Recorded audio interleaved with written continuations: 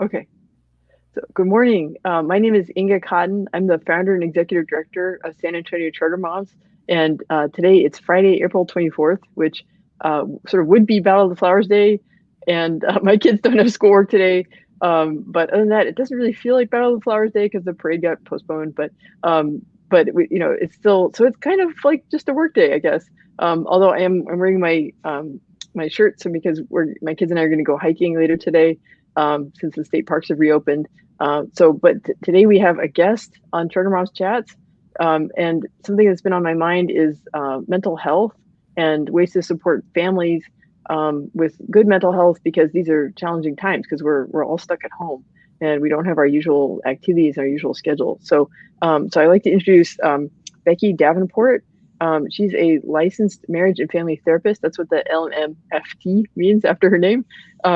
So she has a master's degree from St. Mary's University and a PhD from Iowa State University. She's the founder of the Institute for Couple and Family Enhancement. And she's married and has two kids who have been doing some sibling bonding lately, it sounds like. So some projects. Her practice, her purpose is to help people thrive through healthy family connections. And I know my mom has worked with Becky in helping people be better co-parents, even when so my mom was a divorce lawyer, but they work to help people be good co-parents even if they're in two separate households, and that's a challenging situation. So I'm going to hand it off to Becky. The topic today, we thought we wanted to help families to better foster sibling relationships, because siblings are in the house together. And we just want to give you some resources and some tools to have a better family connections. Okay, go ahead, Becky. Yeah, absolutely. Well, thank you first of all, Inga, for inviting me. This is so much fun to be able to talk to you and meet you in person, kind of, virtually, and learn more about the work that you're doing in your organization as well.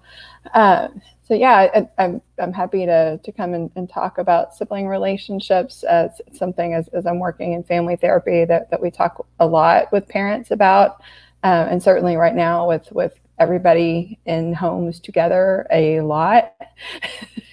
there's a lot of interaction going on, so one is can be potentially stressful for parents to figure out how to manage all of that, but it's also a great opportunity to really nurture those family relationships and those sibling relationships. I know my two kids that are my youngest is almost 12 and my oldest is 17. They're in normal life not together a whole lot during the school year because they're going different directions with different activities, and so now this really unique opportunity for them to spend a lot of time together.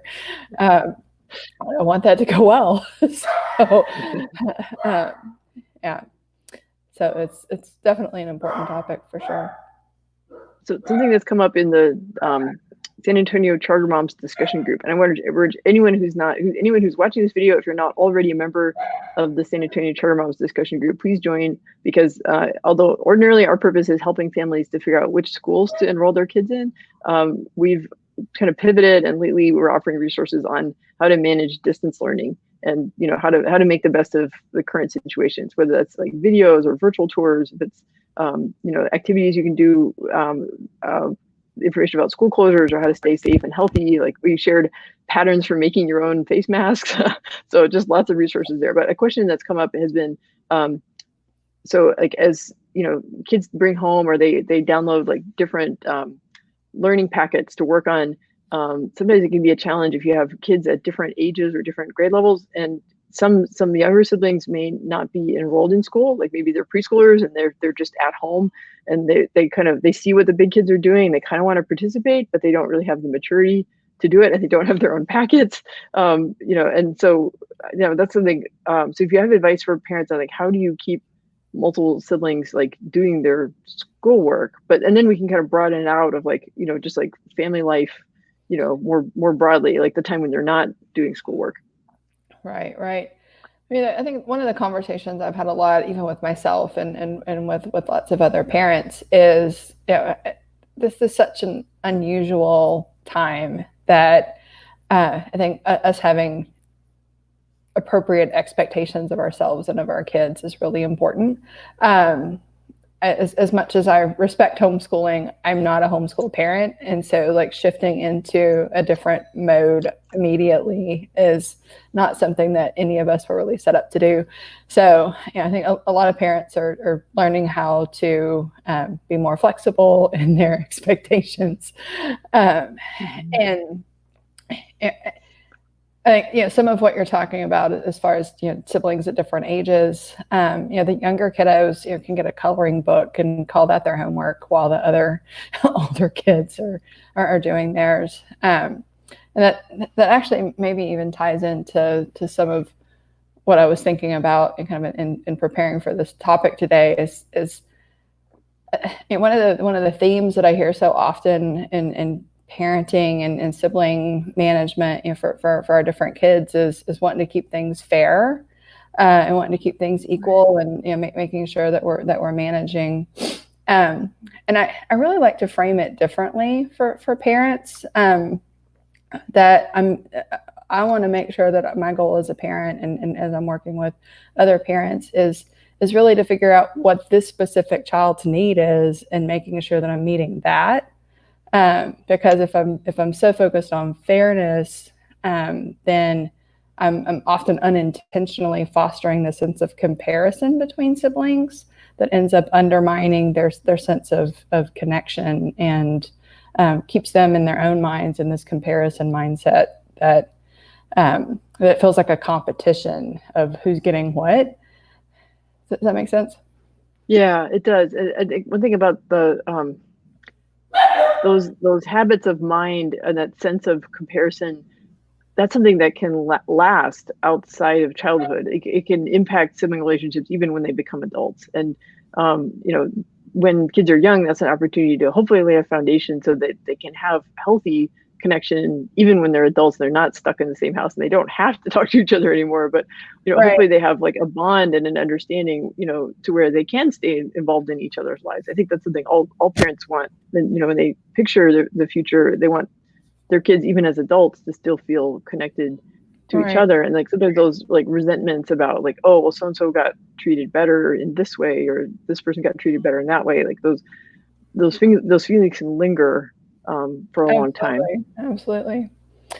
Yeah.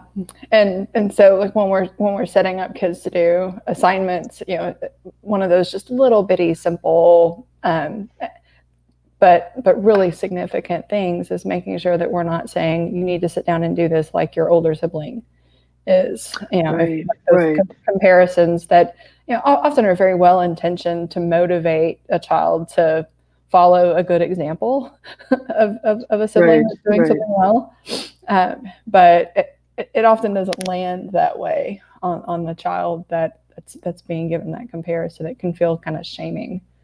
Like a younger child who's being held to a higher expectation for maturity than what's age appropriate, but then they're comparing themselves to their older sibling and feeling like they're not doing what they are supposed to do, but maybe they are doing what's age appropriate for them. Right. And different siblings have different learning styles and different personalities as far as what they're going to find interesting and what they're not going to find interesting.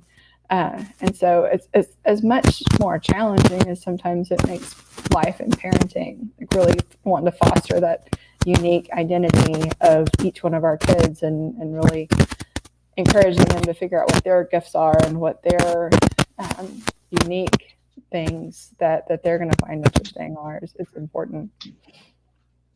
Yeah. Well, I know my initial question was more education focused, but but we want to support parents in all the stuff that they're doing, because this is a strange and challenging situation. So do you have thoughts about kind of going beyond just like the schoolwork time, of like meet each kid where their needs are and not making comparisons? Like that's really good advice, but like kind of going beyond the sort of homework schoolwork setting. Well, one of the natural pieces of sibling relationships in general is that this is a friend that you're stuck with for a long time, and so the social skills that are really fostered in sibling relationships are so important.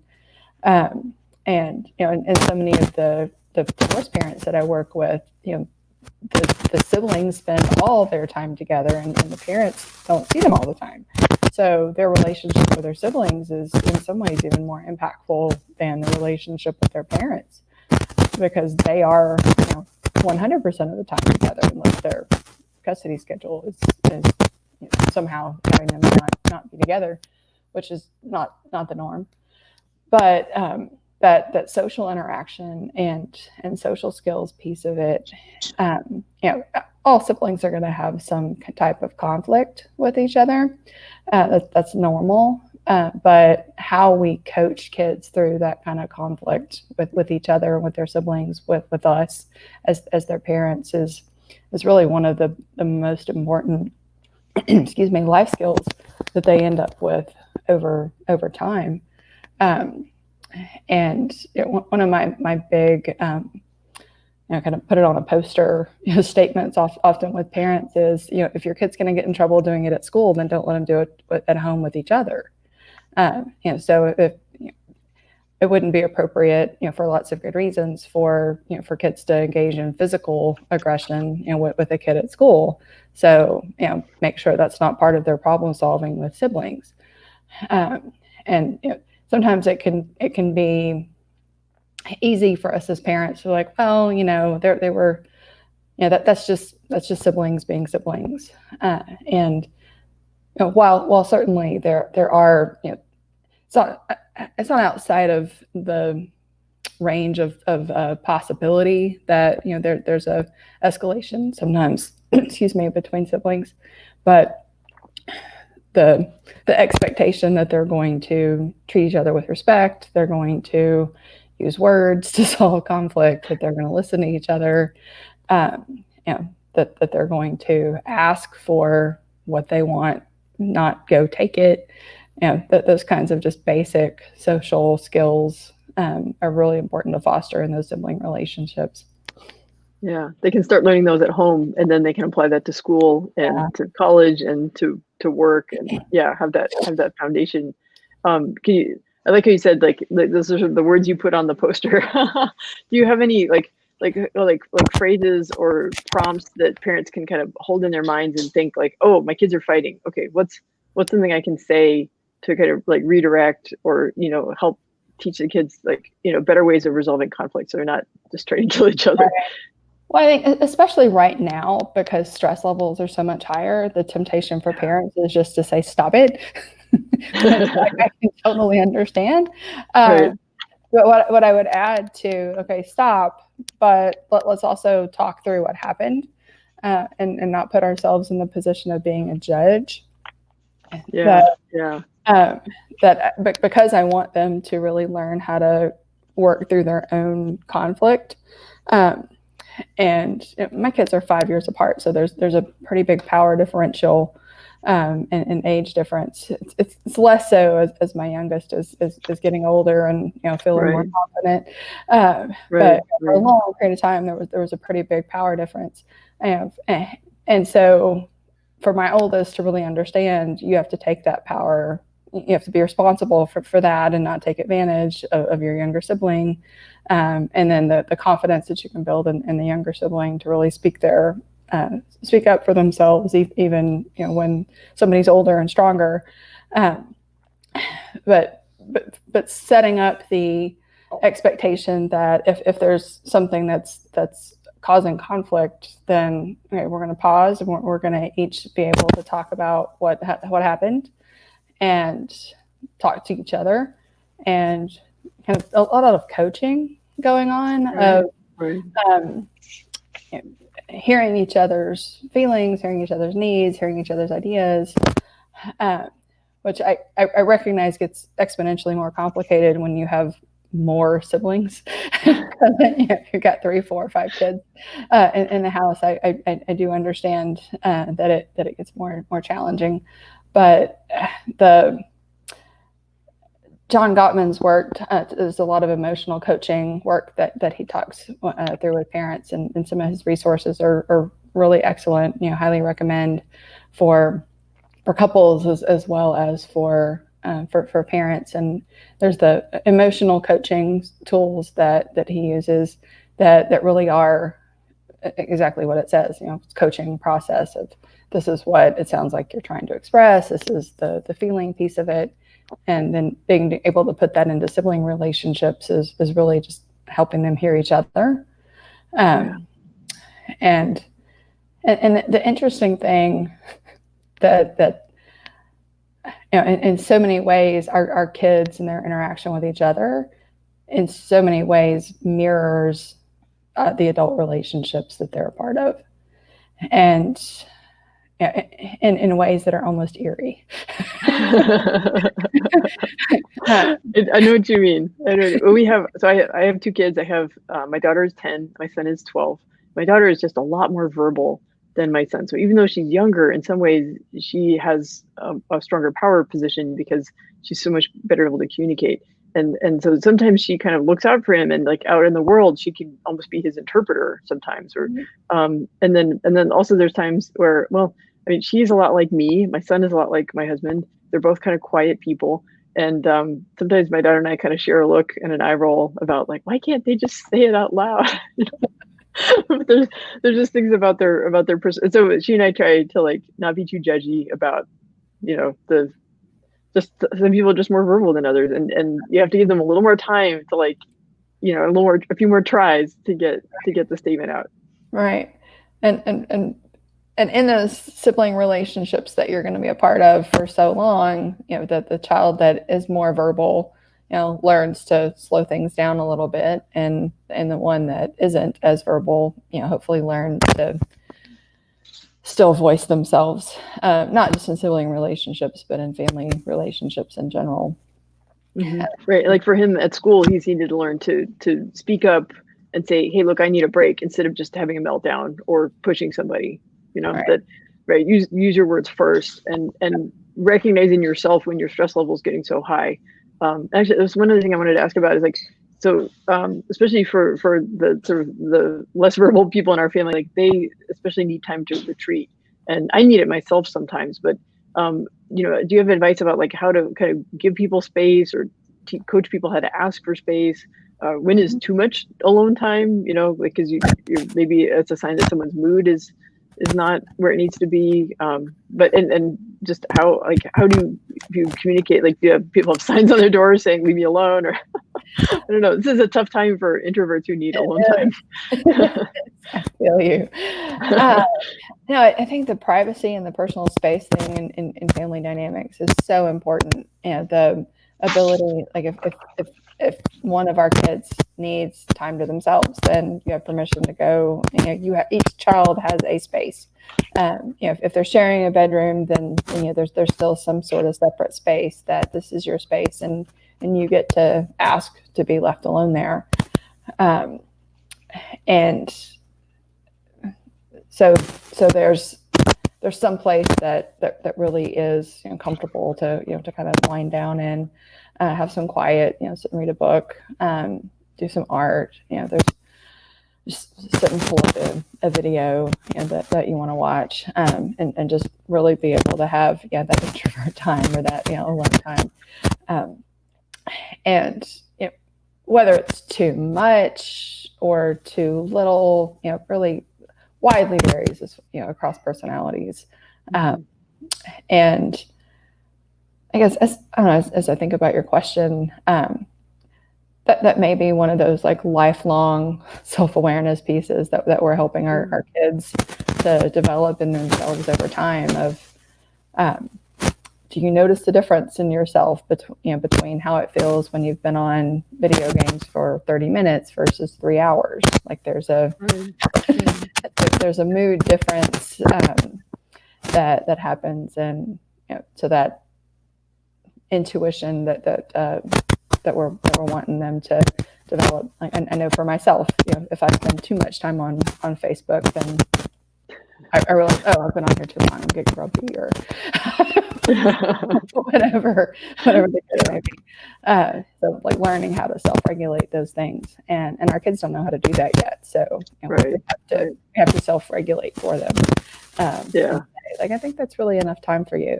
I can see you getting snappy at other people because you've been on electronics too long. And Yeah. We got a comment.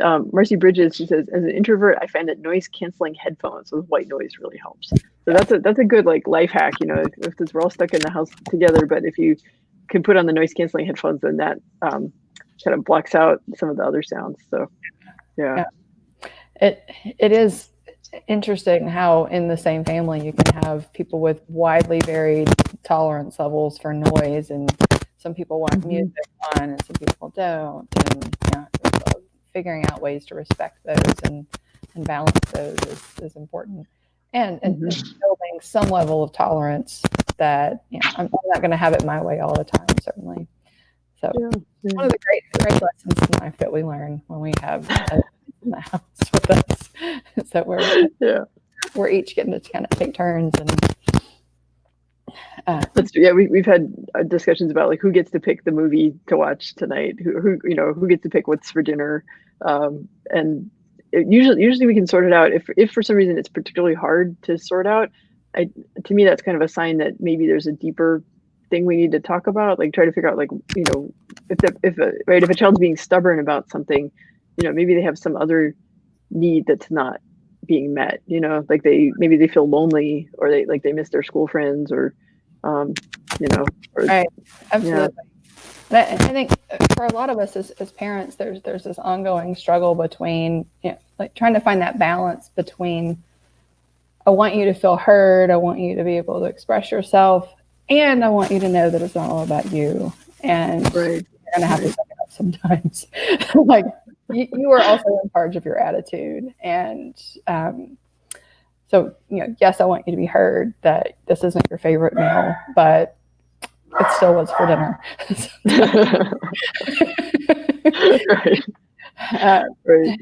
That's such a difficult balance to strike sometimes, especially when you're managing multiple kids. But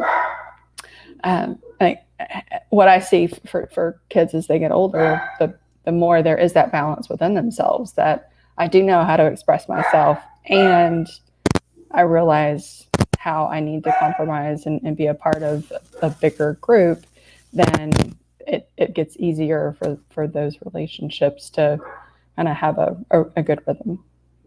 Right, like having a sense that the well-being of the family as a whole is worthwhile, right, and not just their own immediate needs right then. Right. Yeah, and so it's not really about competition. It's about like how do we have as much win-win across the family as possible. And sorry, my dog's being very barky. I hope that's not disturbing too much. I don't know. This is life. Yeah, maybe there's a squirrel outside or something. I don't know. He's even got a bark collar somewhere that he's supposed to be wearing. I lost my train of thought. Sorry. Topic for the next show, like fostering pet sibling connections, right? Yes. No, but I think what that brought to mind for me was recognizing like how we want to, there's healthy competition that happens in siblings, and then there's situations where we want to make things where it's not about a competition. That for us to really have that win-win sense in a family and everybody's working together, then it has to I have to have empathy for everybody involved, and be able to intentionally see how something's impacting somebody besides myself. Right, the perspective taking, right? Yeah. Since I have a child with autism, that's something we, as well. I mean, and even though those of us who don't have the diagnosis, it's something we have to be conscious of, right? Is like perspective taking, putting ourselves in other people's shoes, and thinking about like how it made that person feel when you grabbed it, or took the last piece, or right, absolutely, and putting language to I can see that made your sibling sad. When do you see that and you recognize that that takes time to build that over repeated interactions. Yeah. Well, I think that's a good advice. It's like don't expect things to change overnight, but we have this opportunity to spend time together, and it may go on for at least a few more weeks. We don't know how long it'll take for things to open up again, but but to see it as an opportunity to change how we talk to each other and change our habits, and coach our kids to be more communicative and better listeners about what their siblings need. Right? Merlin. Yeah. Okay. Well, do you have any like closing thoughts? And then I'll kind of tell the viewers what to expect next week on Charter Moms Chat. So we'll close it out. You can find out what's making the dog bark so much. I've got him now. He's quiet. Okay. I think the last thing I would say in this is, as we're talking about all of these relationship pieces, to really understand that what we're building is habits over a long period of time. Yeah. And even when we have kids, coming in therapy and families wanting to work on people getting along better and unhealthy conflict happening, it's often a months-long process to really build new habits and for those habits to take over and become the new normal. So having realistic expectations of how change is going to happen when people realize that, oh, this isn't working well. There's no switch that anybody's going to be able to, there's no button in the back of our head that changes that quickly. So, yeah. Oh, can we get a dog cameo? Can we have like a little? This is the noisemaker. Oh, so cute. So cute. This is our life now, right? On like, Zoom calls and stuff is when the pets make a cameo. So it's the high point. That's great. Okay. Well, I'm going to tell you. Okay. So next week, we've got some shows planned talking about sort of what to expect from the next few weeks or months of schooling, or what school might be like back in the fall. So look on Facebook events for more information about what shows. We have a guest next week, a friend of mine who's a special ed teacher, and she's going to talk about kind of emotional intelligence and with folks with special needs, and just taking care of our emotional needs in these times. So that's it's our guest lined up for next week. So I want to thank Becky Davenport of the, let me get it right, Institute for Couple and Family Enhancement. Right. And thank you so much for being a guest on Charter Moms Chats and for sharing so much good advice about how families can foster sibling relationships while we're all doing quarantine schooling. Yeah, my pleasure. Thanks so much for having me. Okay. And I look forward to actually meeting you face to face when we're allowed outside again. Definitely. Definitely. Thank you so much. Bye-bye. Bye-bye.